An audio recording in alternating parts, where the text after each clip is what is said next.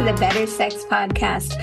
My name is Deborah Catt, and I am your shameless host. This is the Better Sex Podcast, where we have unfiltered conversations about sex and relationships. And this show is about the many different possibilities of relationships and helping you figure out what works for you so that you can have better sex and satisfying relationships on your terms. I truly believe that a sexy world creates a happier and a safer world. If you want to do your part in creating a safe and sexy world, please hit like, subscribe, and leave a comment wherever you get your podcasts. Today, we are going to dive into the world of my guest, Annie Boheler. She is at the forefront of change in the mental health field as it expands toward holistic care. To Annie, holistic care considers the intimate, social, and environmental context and how they contribute to the overall well-being. She is a certified somatica practitioner, somatic experiencing trauma healing practitioner, works with psychedelic integration, and has a BS in biology and environmental sciences. I am super excited to have her here as we dive into one form of non-monogamy that often doesn't get a whole lot of spotlight time, and that is relationship anarchy. So welcome, Annie. I'm so glad you're here. Thank you, Deborah. I'm honored to be here, and thank you so much for sharing your space and time with me. I'm excited. My pleasure. So I'm curious. I read the official bio. I know you a little bit here and there as a colleague and in the somatica world. And I'm curious, like, how did you get interested? How did you go from biology and environmental science to sex and relationship and psychedelic integration? Well, that's a good question, and I appreciate it because, with my major and my background and my interest in experience in regenerative farming after I finished college, it does, from the surface level, seem like a little bit of a leap sometimes. So my degree is in a general form ecology. So ecology is based in systems thinking of our environment and is focused on the relationships as opposed to the individuals within the context. So it's very relational. Ecology is all about the relationship in between the water and the animal and the sunlight and the seasons and all of these complex factors that go into a biome.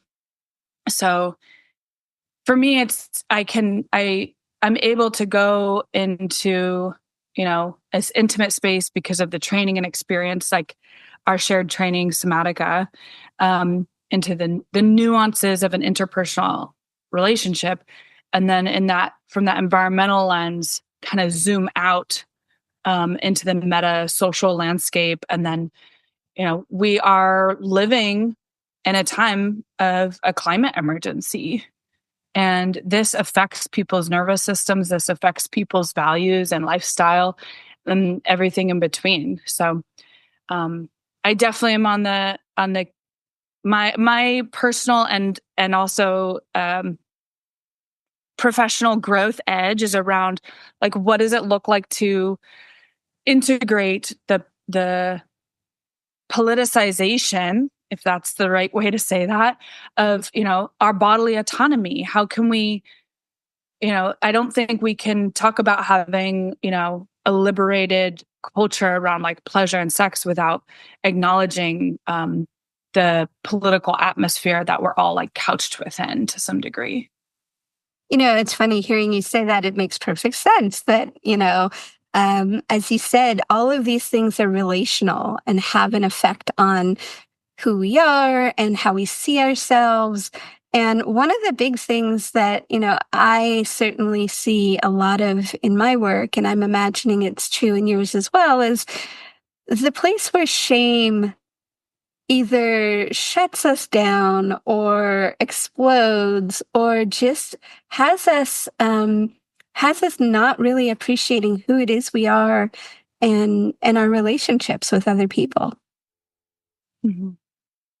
Yeah. And then that coupled with like the fact that we can, at our fingertips, because of smartphones now, have access to so much information, which is not a good or bad thing. It just is. But it's a lot for our evolution to like catch up with. It's a lot of information and it's inherently overwhelming. So we can learn about what's going on in Gaza. We can learn about the climate emergency. We can learn about the politics and just whatever's happening anywhere in the world. That's a lot of information and it's inherently overwhelming.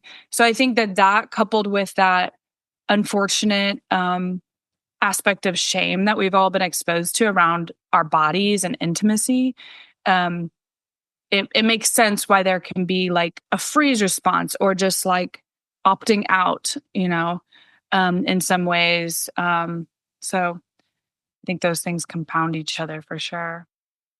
So I'm curious, speaking of information and the internet and everything else, it seems like there is more attention on non-monogamous styles of relationship and relating. And that usually takes on a very it takes on different lenses.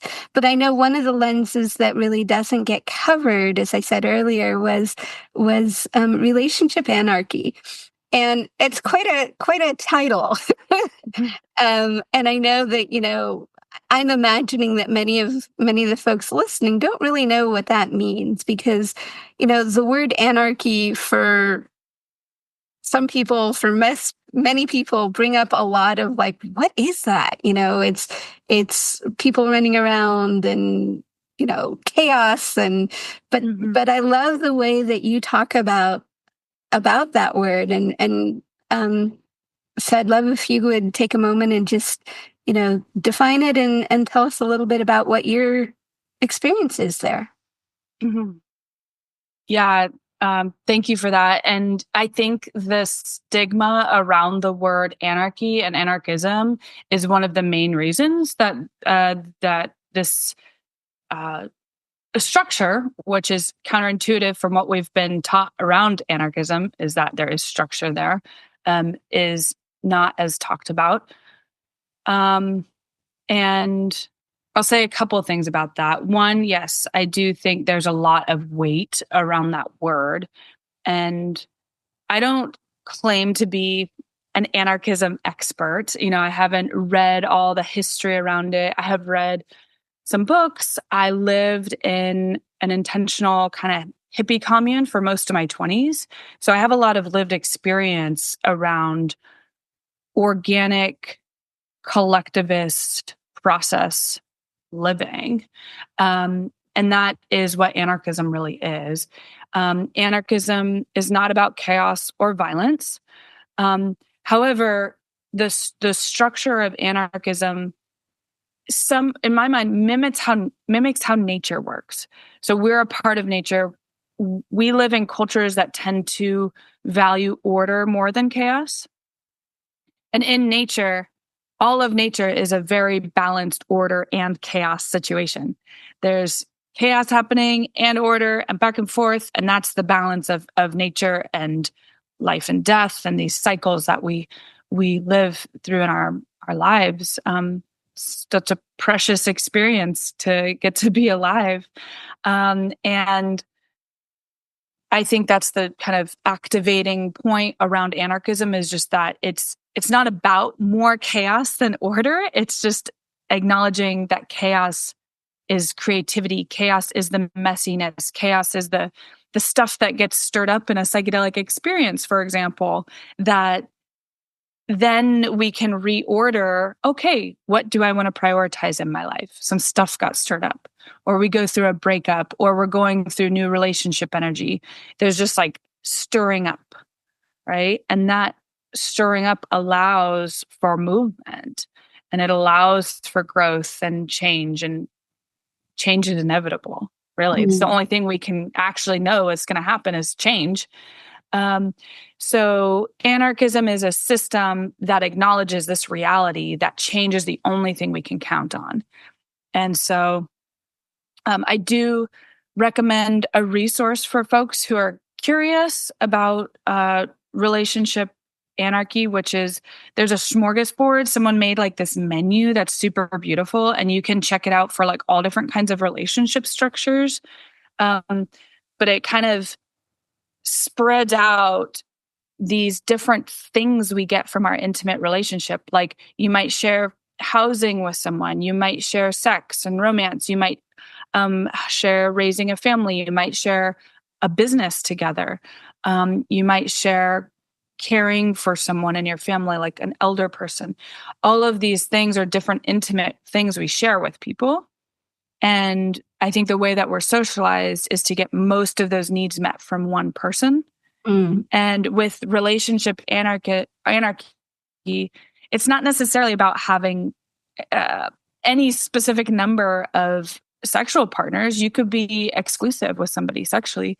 But what it's about is acknowledging that everybody in our circle is valuable, regardless of if we're having sex with them or sharing romance. And that these other things we might share, like helping each other raise children or doing a business together or sharing some financial things, we can do those things with people we're not having sex with too. So that value system is a frame of reference that is very foundational in my life. Mm-hmm. I've found, very stabilizing, really. So I just want to make sure I got this right. So what you're saying is that that you can have different relationships, whether it's a business partnership, a living together relationship, a responsibility for either children or perhaps a garden, but living things. And there's not really, all of these relationships are valuable, and all of them have, it sounds like, an equal weight when it comes to looking for priority. Would you say that's accurate? Yeah, it's a good way to put it. And going back to what you said, I think it hasn't been brought up so much because it can on surface level, I think, seemingly conflict with like traditional monogamous relationships. And I just don't think they have to. I think a lot of polarization happens with like monogamy versus open relating. And if I do anything well in my work, I hope to help bridge this like polarization or this false dichotomy, because however many sexual partners somebody chooses to have is a very personal decision. And there can be pressure now, like culture shift, like open relating or non-monogamy coming up, like, oh, that's like a more evolved way to be. And that's this proselytization that sometimes happens. Mm-hmm. And just, I hope that everyone, if you get one thing out of this, listening to this, is that like, there's no right or wrong. It's all about being authentic. Mm-hmm. And I think that for me, one of my main supports in referencing like the relationship anarchy values and structure is if I have a friend who I want in my life, even if I'm not super romantic or sexual with them, that person's feelings are deserve to be cared for equally as if somebody I am sharing, a more physical relationship with or something. I know, at least in many, female relationships, like it can be a really tight, loving relationship. And then like somebody has a love interest and that shifts. And there's a lot of support for that shift and a lot of support for that, like, letting go of that friendship or at least devaluing it so that this one romantic relationship becomes the focal point.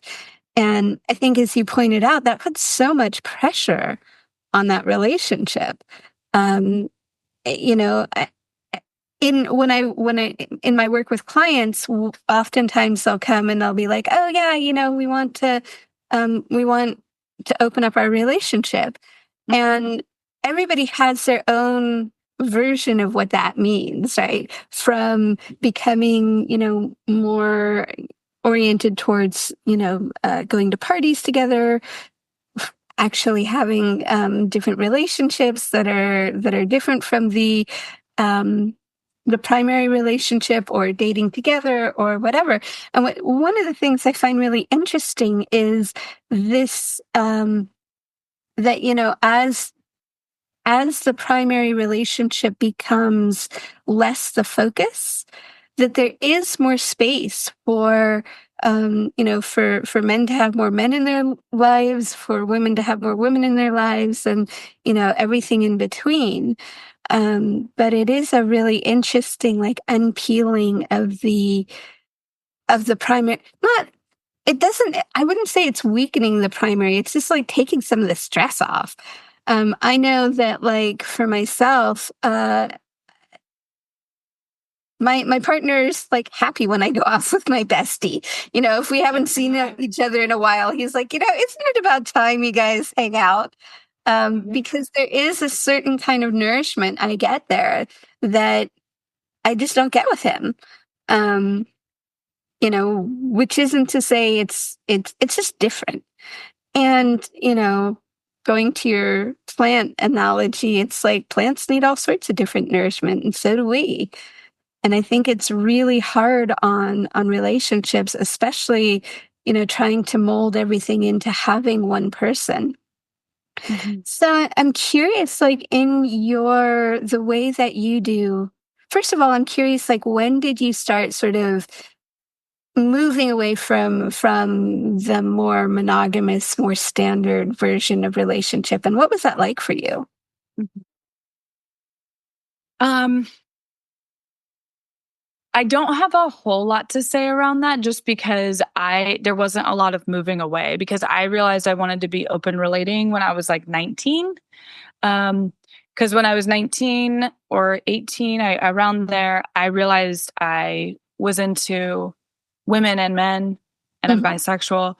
And it was just kind of clear to me that, like, I didn't ever feel like I should have to choose. I'm mhm, like, oh, this is like a gift. Like, I'm so glad I know this about myself. It's probably going to be difficult. Like, it's an extra complication. Like, there's been times in my life where I've had so much stress around the open relating, because I'm connected with someone who prefers, like, leans more towards the monogamy side of things, where I like prayed, I wished I could be monogamous, just because it is more complex. It is, in our explicitly romantic lives. Um, but yeah, I think Jessica Fern's book, that came out, on open relating, always secure. polysecure, a few Mhm, years ago. One huge piece I got out of that was around open relating, for some people being a choice, a lifestyle choice, and for some people being like a need. mhm, And so for me, it's a need. Like, I've realized over the years, it I need that security that I'm autonomous, and that I'm really choosing, and not like obligated because of a commitment to be with someone. And the open relating for me ensures this is an actual choice, mhm, because there's no structure that I've created that I have to be in this relationship. Um, so that's how I kind of relate to that in that personal way. But I will say most of my adult life has been and I got this from Somatica, a monogamy hangover. Because it just kind of over time with my partners, like, defaulting to a norm, mhm, basically. And so that's where I've had a lot of struggle and stress in my relationships, is like, once we get super entwined with someone in our lives, how much are we choosing it for ourselves and the other? That's a constant balancing act. mhm. Um, so I'm wondering if you could just take a moment and say a little bit more about what a monogamy hangover might be. sure. Yeah, it's like one of my favorite phrases. And once again, not trying to polarize or feed that false dichotomy with, like, open relating to monogamy, but we are all swimming in a culture of monogamy. I mean, Mm-hmm. I moved to the Bay Area of California when I was 19 and directly exposed to a lot of open relationship, lack of stigma there compared to Georgia, where I grew up. And still, though, we live in a monogamously dominated culture. And so I think a monogamy hangover can look like a lot of things, including like my experience just kind of defaulting to monogamous norms because that's what's easier. Like, oh, it's just less stress. There's less conversations to have. It just creates this safety and we don't have to address these other topics. Um, so that's what I've done a lot. And monogamy hangover can look like so many things. It can look like shame for wanting to be with somebody else. It can look like confusion around your attraction for someone else, thinking that's something against your partner, like as if we have a limited amount of attraction energy or something, we might run out. I can kind of applaud you there because that is such an important thing about, you know, one of the unfortunate pieces that goes with monogamy is this idea that not only is your partner going to be everything, but like you can't have any of these energies with anyone else. Yeah. And I mean, it it's really unfortunate because it's like not only do we then not get to experience our fullness, but like, when we start to work with our when we're in that really tight partnership, um, as things change, as you were talking about, there's nothing, change is going to happen. Like as we change, it's like we instead of having a place to re-energize that energy or being allowed to do that in other places, it's like, nope, Right. it's shut down now. There's no place else for it to go. And so I just, it's one of the things that again, when I sometimes work with clients, it's like they don't actually want other partnerships. They just want more freedom in what they're allowed to do, who they're allowed to be attracted to, whether they act on it or not. Right. And so, Yeah. Yeah, totally.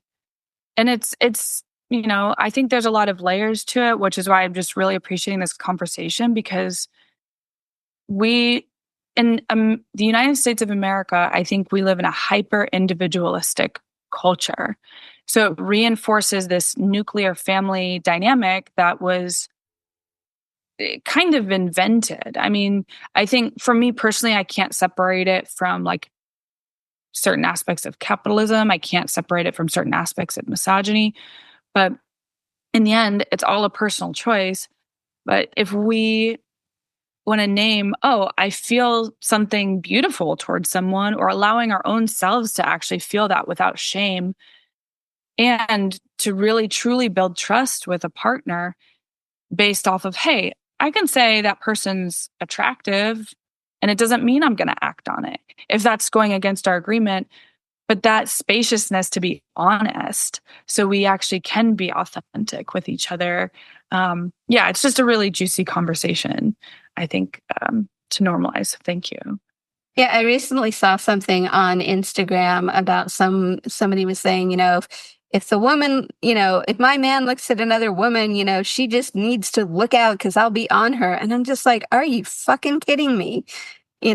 First of all, you need to talk to your man about that. If he, and I've got air quotes here, your man, Sure. Right. that possessiveness does not serve us. Mm-hmm. I mean, it can be really hot in a scene. Mm-hmm. It can be really Sure. hot in a very controlled way, but like when we bring that level of possessiveness, to relationships, it can really shut things down. It can, because then we stop being our authentic selves. Then we stop bringing that part of ourselves to the relationship, to the bedroom, to that place, Right. because it's not, it's shamed. It becomes dangerous.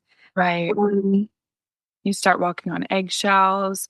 And with that example, it's like, what does that example say about how those of us who are socialized in with internal genitalia, basically, like having this female competition towards each other. It's like, well, that just with that one example you gave, it's like, okay, well, what does that say about how there's all this weight put on to what the woman does and not the man? Mm-hmm. Like ultimately the person you are in a relationship with. So yeah, I think through media and lots of, so many things, like I think we've been socialized a bit around competition, and a scarcity mentality. And that Yeah. shows up all over the place. And I would add that, this idea that like, that's how you know someone loves you is that like they're jealous. Mm-hmm. Or they're, they're angry or there's something. I mean, that's not a really, that's not, it's not a great measure of love. I mean, again, it can be really hot in a scene or a situation, you know, in a, and it can be really sexy, but when it's outside of those realms, it can be dangerous. It can be, traumatic behavior. Mm-hmm. Yeah, absolutely. And also it doesn't mean we don't have those feelings. As someone who's been actively, openly relating since I was 19, I like to share with people I still get insecure and jealous. I still have these feelings. I have more skills around how to not have my life be derailed because of them, Hmm. and how to communicate around them and how to be compassionate towards myself and my friends and lovers around that. But I still get insecure around those sort of things. It's just about not having a select few feelings be more weighted than other feelings. All of my feelings are equally valuable in my life. Um, and I, want to just kind of take a moment and drop into this current event because of what you just named. Because earlier today, I just found out about sometime in the last 1 or 2 days, this violence happened in Sydney, Australia at a mall, where there were, I believe, 5 women who were stabbed and by a man. And there's some conversation around some incel like talk coming from this person around this subject in a way around, his, was specifically targeting women. They're calling it femicide, where that's was a part of why this event happened. And I just want to take a moment to, you know, for the loss of these people in this situation recently. Mm. That is that is a very real experience. And, the violence towards women, the commodification towards women, the pressure on men to be a certain way. Um, when we are trying to fit ourselves into boxes or that don't fit us, and when we don't mirror what it is that we feel like we're supposed to do, whether it be the hyper doing, not feeling masculine, Mhm. or the other side of that, the very receptive feminine. And when we don't acknowledge that there's more to us than just these things, the shame comes up. And when we don't have other tools, when we don't have the tools for shame, when we don't have the tools for jealousy, when we don't have the tools for um, regulating ourselves and our nervous systems, bad traumatic stuff happens. And unfortunately, right now we are in a world where there's a lot of traumatic experiences going on. Mhm. I'm curious, like with some of your trainings, because you've definitely got a wide variety of tools. What kinds of tools do you have for shame? particularly? Mhm. That's a good question. Um, One thing I will ask when it comes up to clarify or for another person to help clarify for themselves is that difference between shame and guilt. Mm-hmm. Um, and because sometimes it shows up as shame, and then when we get into the conversation, um, they might realize actually it's more guilt, or it could be both, and being able to understand, okay, if it's guilt, does this feel connected to a specific thing I did or said, or a person, or something I didn't do? Um, and really helping folks understand that that is care. Like we can, guilt signifies care, and then that gives us something to do. We can have that conversation, or we can try to repair that harm that happened. Um, and then with shame, um, I think just sometimes acknowledging it, being witness that this is something, you know, that exists can be enough.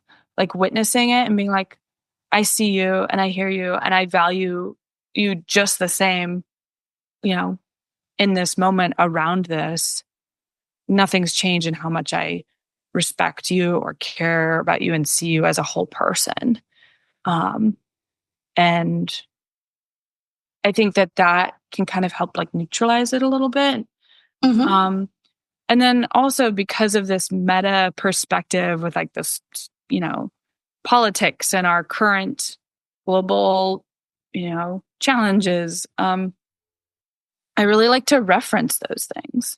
I feel like, you know, us all having a little bit of like worthiness challenges sometimes, or, um, you know, however the shame might be showing up, really helping put it in perspective of like, well, you know, where did that actually come from and what is triggering that? Because there's so much in the world today that can trigger that. It's understandable.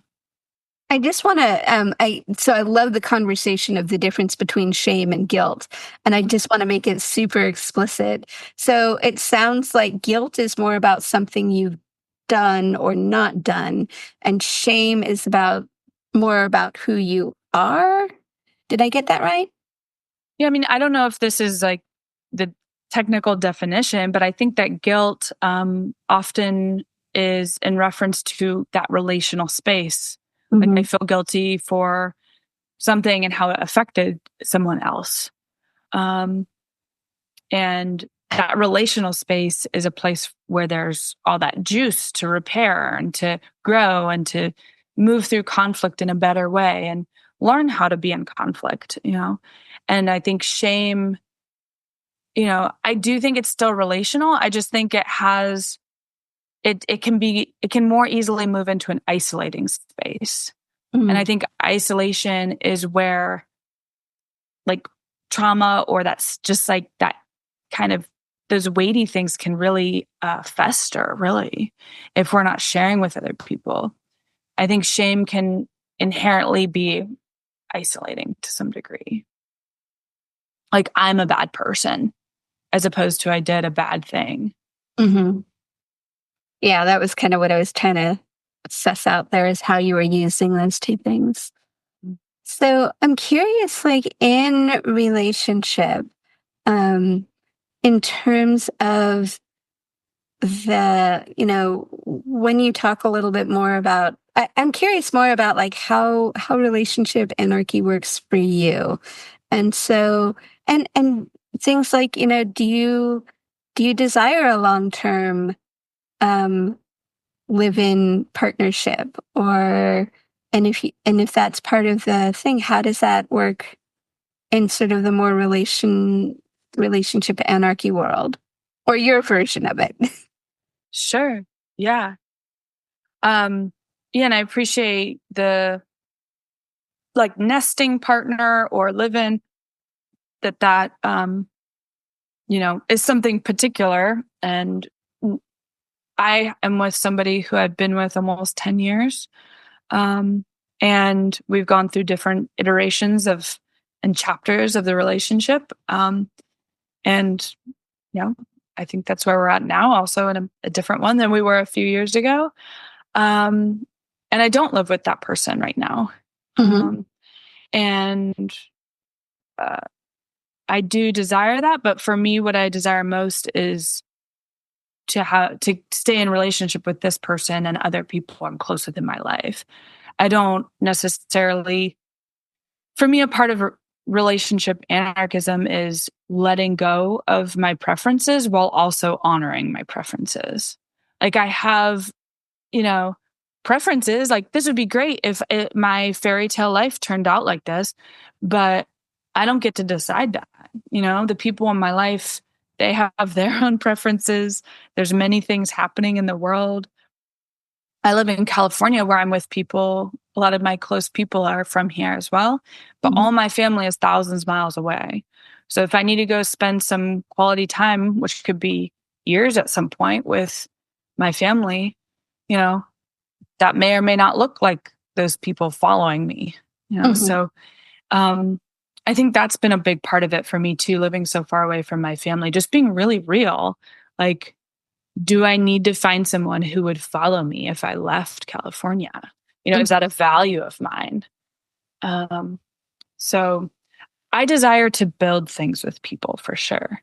I desire to, create a space for safe community, whatever that looks like. I really appreciate farming and gardening. And so I share those values with the people close to me. And yeah, I think a lot of it's kind of letting go of those preferences and finding a compromise without compromising our values. Mm-hmm. But it might be a compromise in how it shows up, like how we organize our lives. Yeah, no, I appreciate you bringing up, partly the values conversation, because that is a big part of, why people come together in relationship. What is it they're valuing and what is it that they're wanting to create? Mm-hmm. And I'm curious, so consent is also a big conversation and part of relationship in general and relational experience. And I'm wondering if you'd like to talk a little bit about consent. Mm-hmm. Sure. Yeah, I think that's, obviously, hopefully, a value for everyone, but with considering our cultural context of, that we're swimming into some degree of monogamy, if we have some social pressure to behave in a certain way or to lean towards certain values or relationship structures, it can get murky sometimes in how much we're like choosing and how much there is consent. And when we normalize not having explicit consensual conversations, we can have a tendency sometimes to get on the relationship escalator Mm-hmm. and just be going in a linear, escalated fashion towards more expectations or more whatever in a relationship without actually having explicit consent. And you look back at the last few months or the last few years and realize you didn't even talk about some of these things that you're doing. You Mm-hmm. didn't actually consent. Or maybe a more accurate way to put it would be that it would be passive consent. Mm-hmm. Um, and which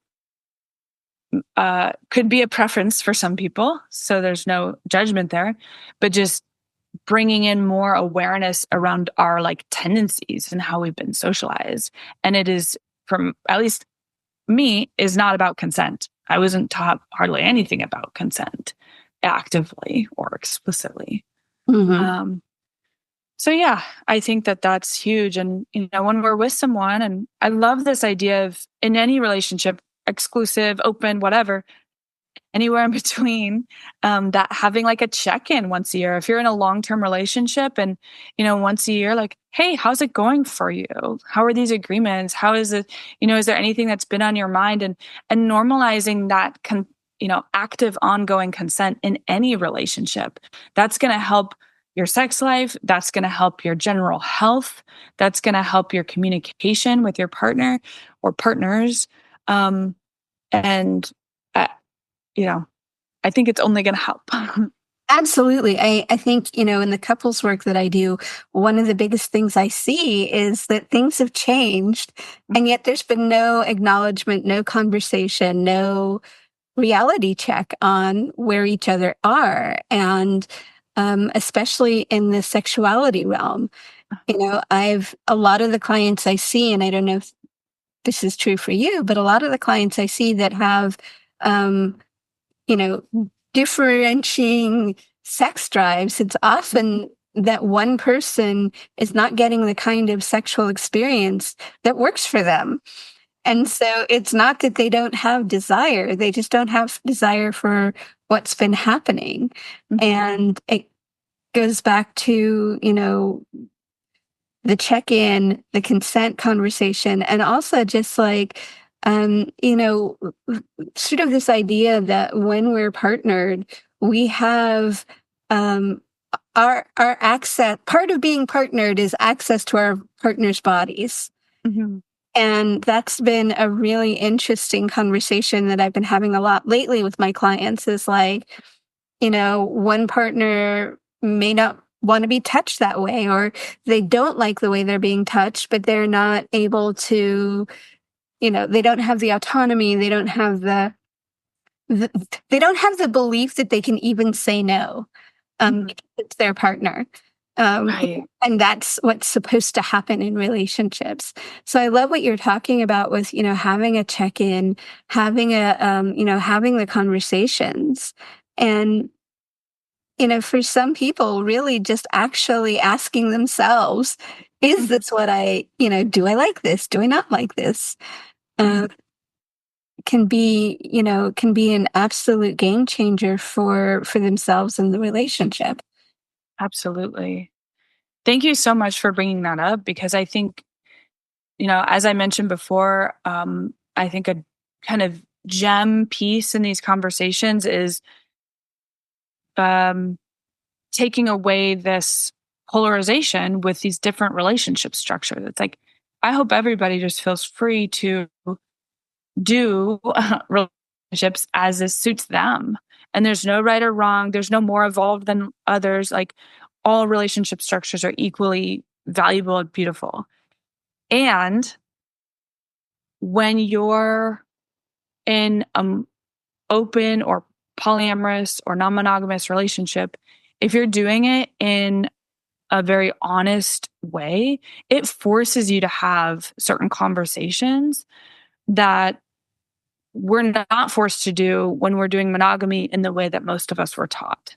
Mhm. And so that does come down to consent and having really explicit forward conversations and check-ins and not running off of assumptions. And so I do think there are some things that the monogamous world can take from that. All of us deserve to be in those kind of consensual relationships. And when we normalize that, there's just imagine how much more we can get out of our relationships and like how much we can explore. Yeah. It's amazing to me working with couples sometimes like who have been together for years and there's in the work, fantasies come out that they haven't felt comfortable sharing with their partner. And so I do, I think with the work that we do, and this is a hope and helping create safe space for people to share what they want with their partners, or at least have that be a choice. Like there's safe place in the relationship. Some people might want to keep certain fantasies just to themselves, which is fine too. But at least being a choice. Absolutely. Choices. It's so interesting because sometimes we don't even know that we have it. Right. Mm-hmm. And I think that's one of the big pieces for a lot of clients and it is learning their own choice, whether it be to have a different kind of relationship structure or to, be able to actually share some of the things that have been on their hearts, have been in their fantasies for a really long time. Mhm. So in a minute, I'm gonna ask you if there was one thing that you wanted people to get from our conversation, what might that be? I also want to let people know what you're working on. But first, I Mhm. want to let people know how they can support the Better Sex podcast. And, as you can tell, sex is a complex subject and it can make or break a relationship. And unfortunately, most of us don't grow up in the kind of environment where talking about sex is welcome. And that's why I'm offering the lab. It is an opportunity for coaching, to ask questions in a group setting. And let's face it, a podcast is just not enough. You have to have practice. You have to have the ability to practice what it is that we're preaching. So Mhm. if you're ready for tools and tips and exercises, you can learn more to go to the show notes. You can either book a consultation call or sign right up for the lab, the relationship lab. So, because, life is too short for bad sex and crappy relationships. So I'm going to come back to you and curious, what is it that you want people to get out of our conversation? Yeah. And yeah, I love that. I love that laboratory. That's where we get the practice in. So beautiful. Um, yeah, thank you. I think a final kind of just statement or feeling around this for me is, um, as I was saying to you before we were recording too, I went through the somatic experiencing program and it's been a couple years since then. And so now I'm really integrating this trauma informed lens as opposed to kind of being in it all the time when I'm studying it and like working through my own stuff. And so a, a signature of trauma is polarization: good, bad, right, wrong, us, them. That is, it doesn't leave a lot of room for Mhm. growth, change, connection, empathy. And so, whether you're thinking about the, relationship structure, open versus closed or exclusive and not, I just invite folks to, to also consider another lens, which is simply this choicefulness we were talking about, this authenticity and um, and consent. When we are are valuing these things, whatever structure is right for each individual in each moment, which could change, is going to just emerge. Right? We don't have to like figure out what relationship structure we want in each moment necessarily or throughout our lives, as that might change. But when we are valuing ourselves being able to be safe in relationships, being able to play and have good sex, which we can do when we're feeling safe. And when we want ourselves and the people in our communities and families to be authentic, um, you know, that's what we're going to be talking about. Are all those things, those fun things, and the consent and conversations that create that space. Beautiful. Thank you. So, and where can people find you? You can find me at lovagesomatics.com. And that's the best way to reach me is direct contact in there. You can uh, just book directly a free 20-minute consultation call. Um, yeah, and I'll do a little plug as well for a side project I have, which is kind of going into this meta space again in this conversation around what's happening in the psychedelics coming into mental health field, which is quite abundant in what's happening. Lots of movement there. I've created a meta directory. So a Hmm. lot of folks are getting funneled into directories to work with therapists and practitioners. I myself am a practitioner I have about 15 years of experience with psychedelics. Um, but this meta directory is a place to help folks connect with all sorts of different resources, including grassroots, including business friendly or psychedelic friendly businesses. If you want to be an ally to your young child or like teenage or adult child who might be experimenting with things, how to learn. So the website is friendsofpsychedelics.org. And this is a place where we hope people can be educated and educate themselves for, whatever sort of mental health journey and that they might be on. Beautiful. Thank you. And those will be in the show notes. I have a question.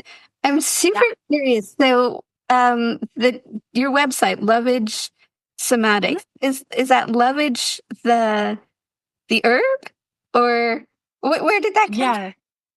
Yeah. Thank you for asking. And it's got love in the name. Lovage is an herb that it's, from a superficial stance, might kind of look and taste a little bit like celery. It's a great spice. And I, having most of my 20s in this intentional community called Bean Creek, I learned about psychedelics in the traditional context of herbalism and community. And so I studied herbalism. I worked as an herbalist for about 5 years, and studied permaculture and regenerative living, completely intertwined with psychedelics and learning about living in community. So that name Lovage I get from that herbalism background. Yeah. Thank you. I meant to ask you earlier, but it's perfect timing. So I just want to say thank you so much. Please follow Annie on social media and find her at her websites. They will be in the show notes. And again, if you want to bring more love and better sex worldwide, please subscribe, like, comment. If you know somebody who this interview would be helpful to, please help share the word. More love, better sex, happier world. Thank you so much, and I'll see you on the other side. Thanks, Deborah.